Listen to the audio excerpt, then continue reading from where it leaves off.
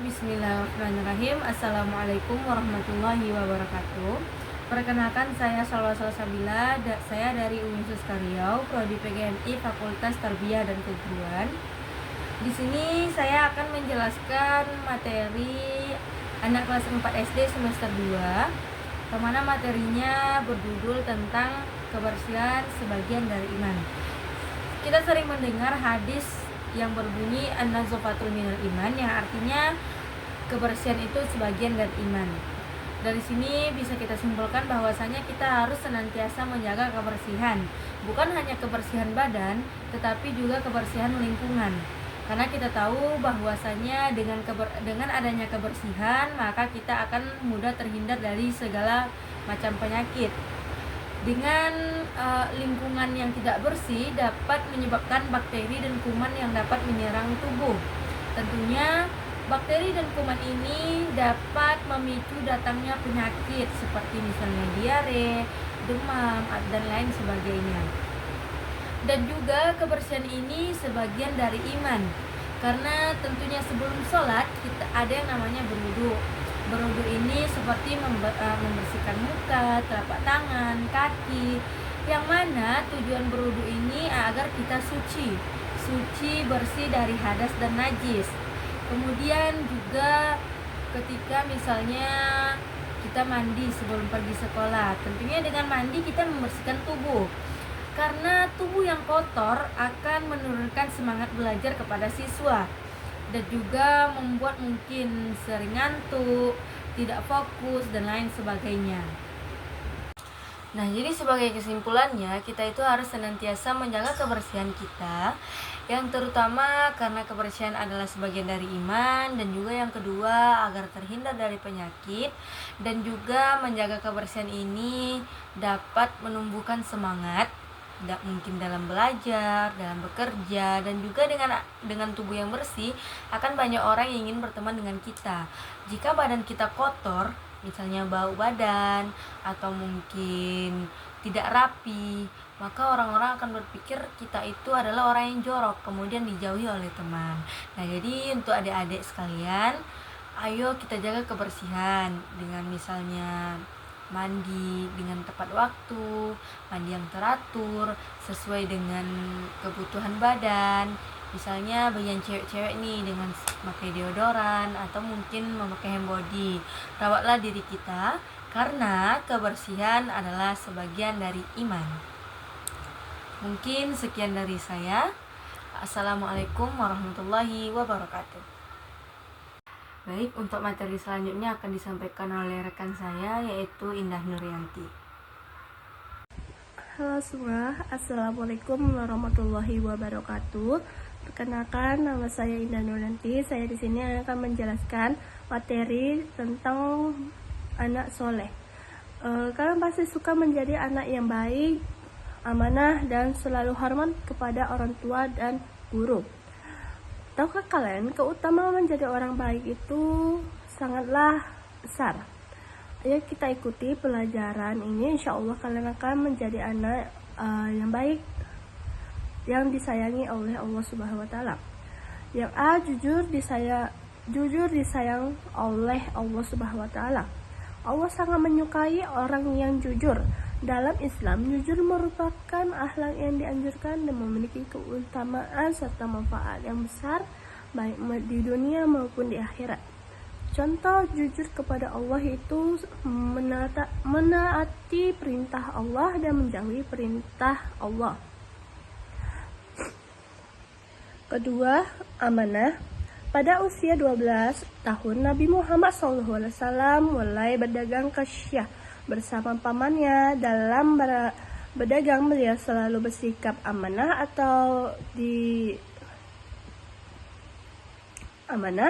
barang dagang dititipkan selalu dijaga dengan baik. Mengikuti sikap itu boleh mendapatkan gelar Al-Amin, yang artinya orang yang dapat dipercaya. Contoh perilaku Nabi yang harus diikuti, misalnya kita harus rajin belajar, menjaga nama baik orang tua, mengerjakan tugas sekolah, menjaga nama baik guru dan sekolah. Yang ketiga, hormat hormat dan patuh kepada orang tua dan guru. Ayah dan ibu telah berjasa mengasuh dan memelihara kita. Kita harus patuh kepada mereka berdua. Hormat dan patuh kepada orang tua adalah perintah Allah. Contohnya,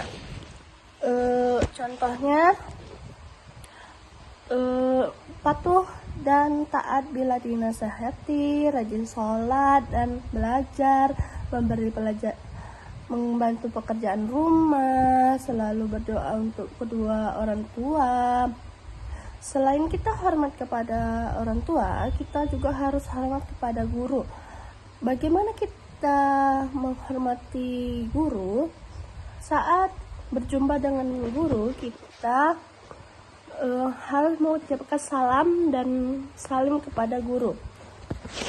Kedua, saat diberi tugas, kita harus kerjakan.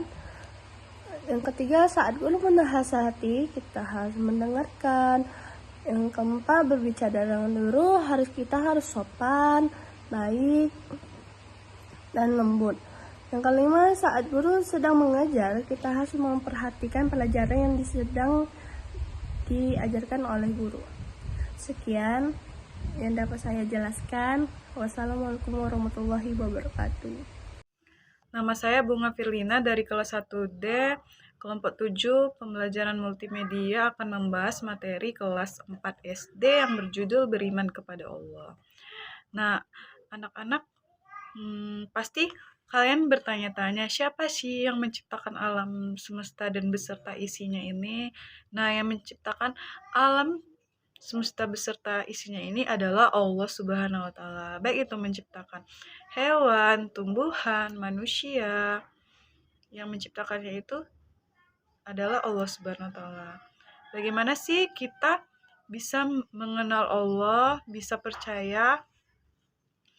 Nah, yang pertama itu kita bisa mengenal Allah melalui alam semesta. Nah, kita bisa melihat benda-benda, makhluk-makhluk di sekitar kita, seperti yang kita lihat ada lautan, gunung. Nah, itu tuh siapa sih yang menciptakannya?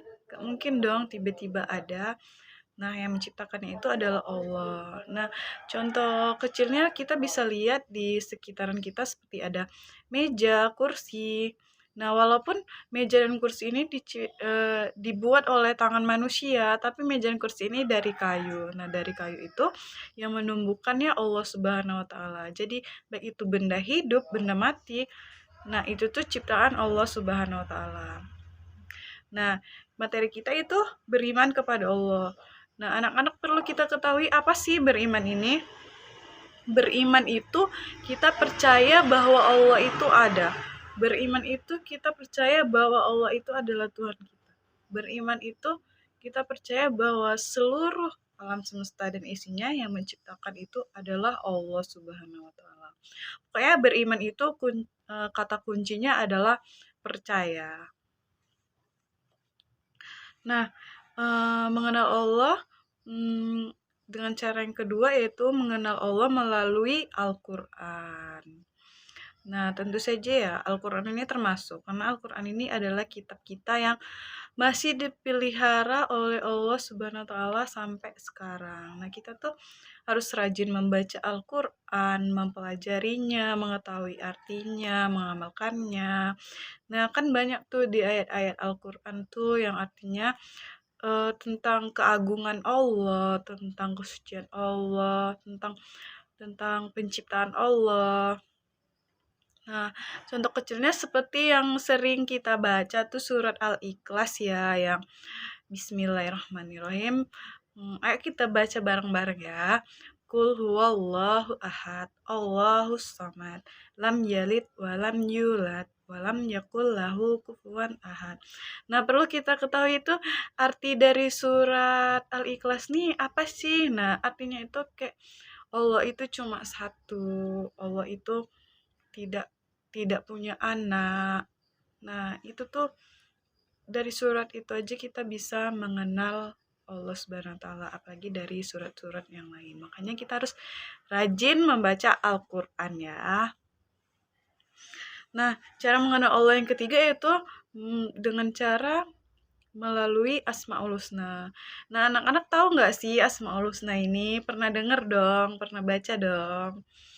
Nah, Asmaul Husna ini adalah nama-nama Allah yang indah yang jumlahnya tuh ada 99 ayat. Nah, ada nggak sih yang hafal di sini kok surat ya?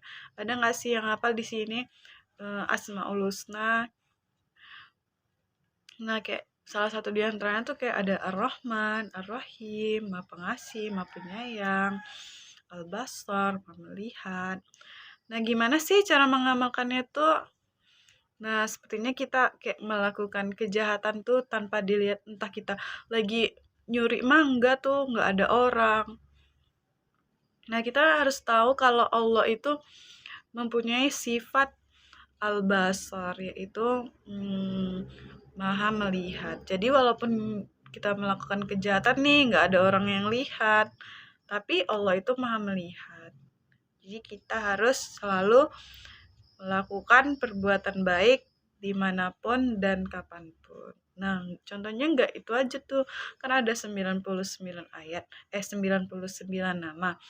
Itu baru satu. Nah, ada lagi yang lain kayak Allah yang Maha Adil. Nah, Allah itu Maha Adil ya, nggak ngelihat kalau kita itu kaya, miskin. Pokoknya Allah itu adil.